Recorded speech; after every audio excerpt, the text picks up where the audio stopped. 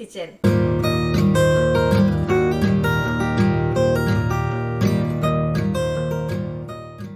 ಇವತ್ತು ನಾವು ಈಸಿಯಾಗಿ ರವಾ ದೋಸೆ ಹೇಗೆ ಮಾಡುವುದಂತ ನೋಡುವ.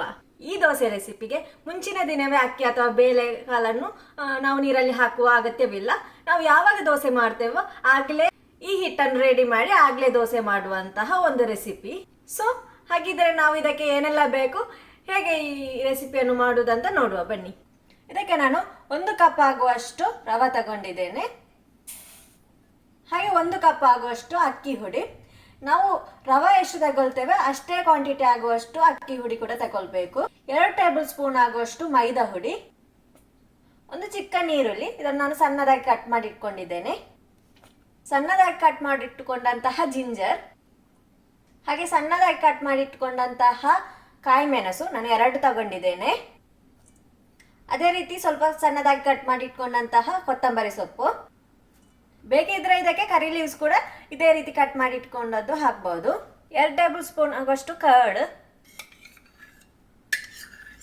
1 ಟೀ ಸ್ಪೂನ್ ಆಗುವಷ್ಟು ಜೀರಿಗೆ, ಅರ್ಧ ಟೀ ಸ್ಪೂನ್ ಆಗುವಷ್ಟು ಪೆಪ್ಪರ್ ಪೌಡರ್, ರುಚಿಗೆ ತಕ್ಕಷ್ಟು ಉಪ್ಪು. ಇನ್ನು ನಾನು ಇದಕ್ಕೆ 1 ಲೋಟ ಆಗುವಷ್ಟು ನೀರು ಹಾಕ್ತಾ ಇದ್ದೇನೆ.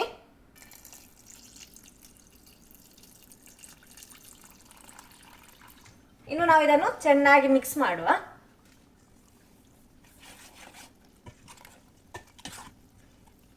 ಈ ಹಿಟ್ಟು ನಮಗೆ ನೀರು ದೋಸೆ ಹಿಟ್ಟಿನಷ್ಟೇ ಲೂಸ್ ಆಗಿ ಸಿಗಬೇಕು. ಸೊ ಅದಕ್ಕೆ ಬೇಕಾಗುವಷ್ಟು ನೀರು ಹಾಕಿದರೆ ಆಯಿತು. ಇದು ಸ್ವಲ್ಪ ದಪ್ಪ ಆಗಿದೆ, ಇನ್ನು ಸ್ವಲ್ಪ ನೀರು ಹಾಕಬಹುದು ಇದಕ್ಕೆ.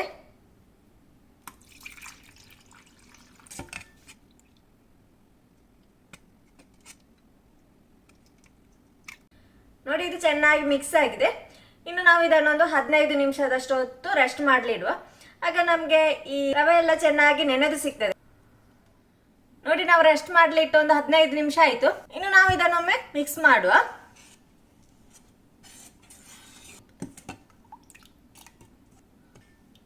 ನೋಡಿ, ರವೆ ಎಲ್ಲ ಚೆನ್ನಾಗಿ ನೆಂದಿದೆ, ಹಾಗೆ ಈ ಹಿಟ್ಟು ಕೂಡ ಸ್ವಲ್ಪ ದಪ್ಪ ಆಗಿದೆ. ಇನ್ನು ಇದಕ್ಕೆ ಸ್ವಲ್ಪ ನೀರು ಕೂಡ ಆ್ಯಡ್ ಮಾಡುವ.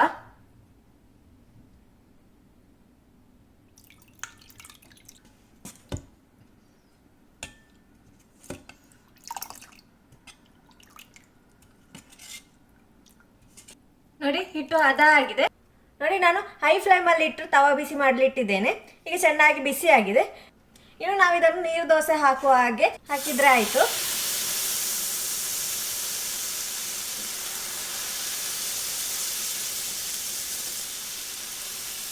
ಈಗ ರವಾ ದೋಸೆ ಮಾಡುವಾಗ ಎಲ್ಲ ಕಡೆ ಫಿಲ್ ಆಗ್ಬೇಕಂತ ಇಲ್ಲ, ಕೆಲವು ಕಡೆ ಹೋಲಿದ್ರೆ ತೊಂದರೆ ಇಲ್ಲ.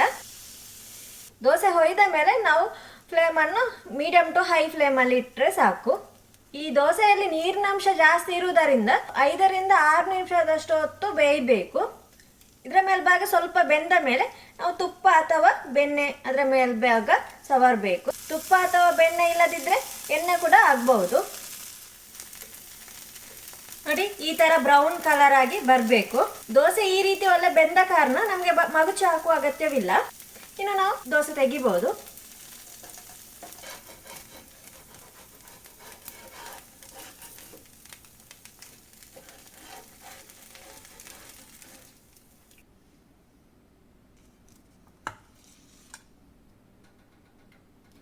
ನೋಡಿ, ಒಳ್ಳೆ ಕ್ರಿಸ್ಪಿ ಆದಂತಹ ರವಾ ದೋಸೆ ರೆಡಿ ಆಗಿದೆ. ಇದಕ್ಕೆ ಚಟ್ನಿ ಮತ್ತು ಸಾಂಬಾರು ಒಳ್ಳೆ ಕಾಂಬಿನೇಷನ್ ಆಗಿರ್ತದೆ.